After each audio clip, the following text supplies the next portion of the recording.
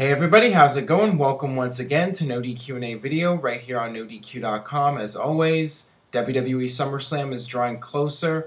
Make sure you stay tuned to NoDQ.com for all the very latest. Also check out themayhem.com. There you can discuss SummerSlam, you can give your predictions.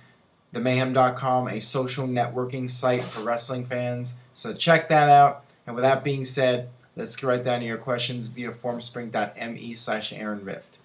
First one today comes from Brian the Official. Hey Aaron, big fan of the show. Do you think WrestleMania will be the same when The Undertaker retires? And what should the WWE do to keep longtime fans interested after he's gone, since he's such a main attraction at WrestleMania? Please answer in video. Well, it's really hard to say how much of a difference maker The Undertaker is at WrestleMania. I'm sure he makes somewhat of a difference because every year when WrestleMania is announced, everyone ends up being most excited about The Undertaker's match. But the thing is, Undertaker has been part of all the recent WrestleManias, so it's not like you can compare a WrestleMania that features The Undertaker with a WrestleMania that doesn't feature The Undertaker. So we really won't know what kind of impact it makes until The Undertaker is retired and he's not actually on the WrestleMania card.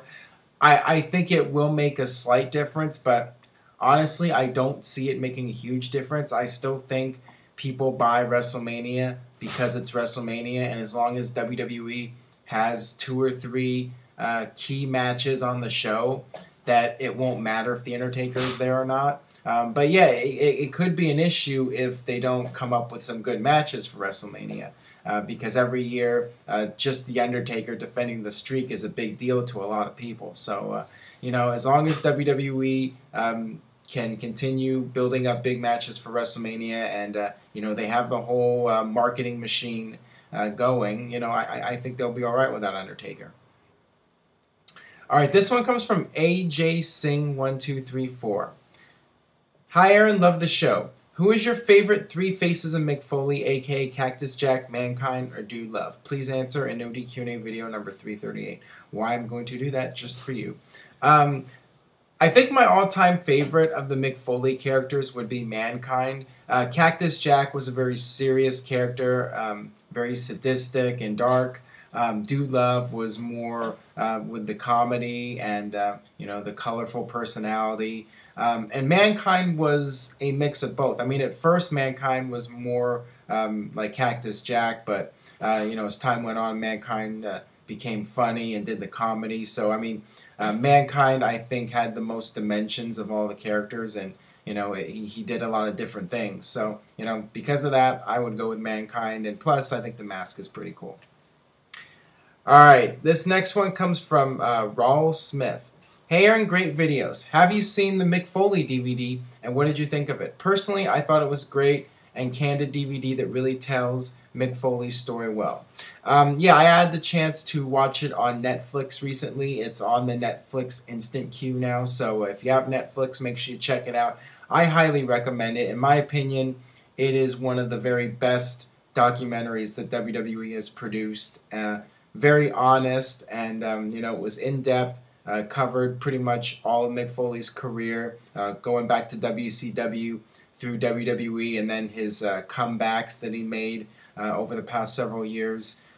So I really enjoyed the DVD, thought it was extremely well done. It's right up there. I mean, people ask me what are my favorite documentaries from WWE. Mick Foley's right there in the top 5. I mean, maybe even the top 3, next to CM Punk's documentary and the ECW, the very first Rise and Fall of ECW DVD. Alright, this one comes from Jericho454. Hi Aaron, do you see Ric Flair coming back to TNA? Please answer in video. I think it's unlikely at this point because TNA is cutting costs, and I don't think that they would want to spend that much money on Ric Flair. Now, if they were willing to spend that much money, would Ric Flair be open to going back to TNA? Maybe. I think if Ric Flair could make a lot of money, he would do just about anything. So it could happen, but right now I think it's highly unlikely. I think Ric Flair will stick around with WWE. I think that Triple H will take care of his mentor and his longtime friend, his idol. So I don't see Ric Flair going anywhere in the near future. I think he will continue to be affiliated with WWE for the foreseeable future. All right, this one comes from KJC 1989. In your opinion, what would you say are the top 3 feuds in TNA history and why? Well, my number 1 feud, without a doubt, would be Kurt Angle versus Samoa Joe. I think that was the best feud in terms of multiple matches that were very memorable. And, Kurt Angle made his debut, and he had the confrontation with Samoa Joe and did the headbutt on him. And I loved that. I thought that was one of the best angles that TNA ever did. And, they had several great matches against each other. They had that match at the Lockdown pay-per-view, which had, elements of MMA into it. And I thought that was one of the best matches in TNA history. And it actually, the reports say that they did the biggest pay-per-view buy rate for that show. I mean, it was definitely a show that got a lot of people talking, and they drew a really good crowd for that pay-per-view as well by TNA standards. So, that's my number 1 without question.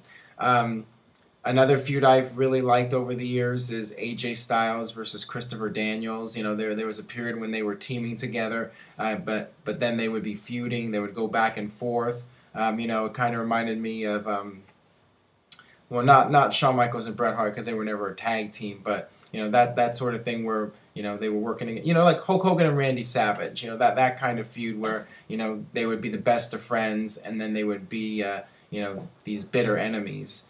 Good friends, better enemies, kind of like Shawn Michaels and Diesel. So, I mean, and they're best friends in real life. So, I mean, I loved all the stuff that AJ Styles and Christopher Daniels did up into the Claire Lynch thing. That's when it really went downhill. But, the stuff they were doing before that, I thought was some of the best television from TNA in recent years.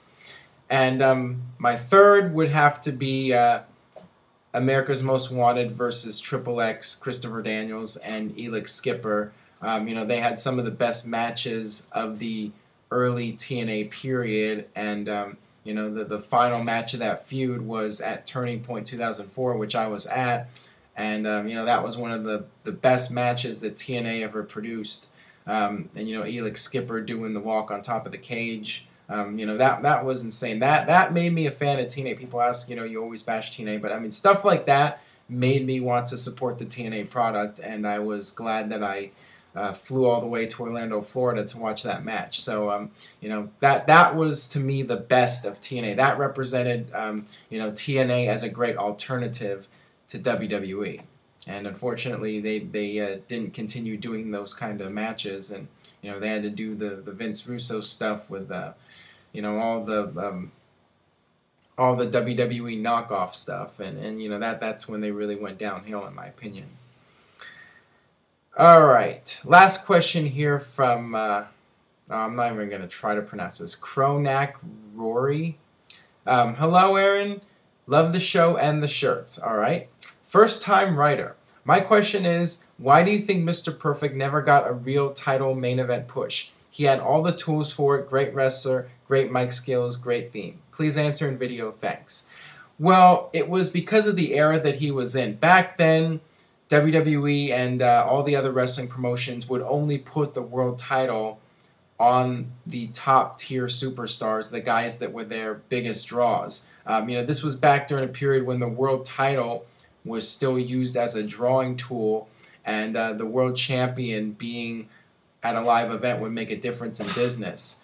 So, WWE would only put the title on a Hulk Hogan or an Ultimate Warrior, the guy that was carrying the company and was the top draw at the arenas. And, Mr. Perfect, he was a great heel and all that, but he was never going to be the guy that they were going to build the company around, and because of that, they weren't going to put the title on him. Now, if Mr. Perfect was in today's era, I think in all likelihood he would be a multiple-time world champion, because it's just a different era now where the titles don't mean as much, and they put the title on any guy that they're giving somewhat of a decent push to these days. So it was just a matter of Mr. Perfect being in a different era when the titles were protected more and they were only put on the very top tier superstars. Alright, that'll do it for this edition of No DQ&A video. Thanks as always for watching. Like I said, stay tuned to NoDQ.com for the very latest regarding SummerSlam. I will be there at Staples Center to cover the event for NoDQ. Follow me on Twitter, twitter.com/NoDQ, or at Aaron Rift. And you can also add me on Facebook, facebook.com/Aaron Rift. And I will see you guys next time for more No DQ&A video.